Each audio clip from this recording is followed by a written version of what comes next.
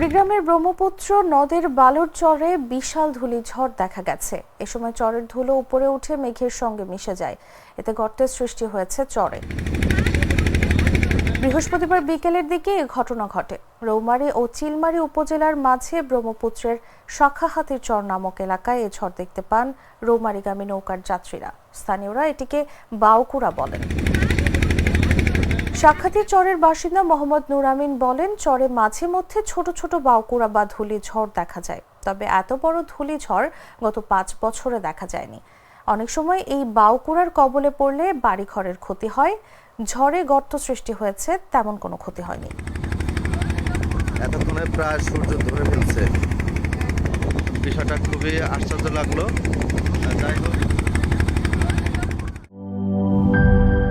Shea butter ও vitamin E সমৃদ্ধ lily glam beauty soap. Lily, always beautiful.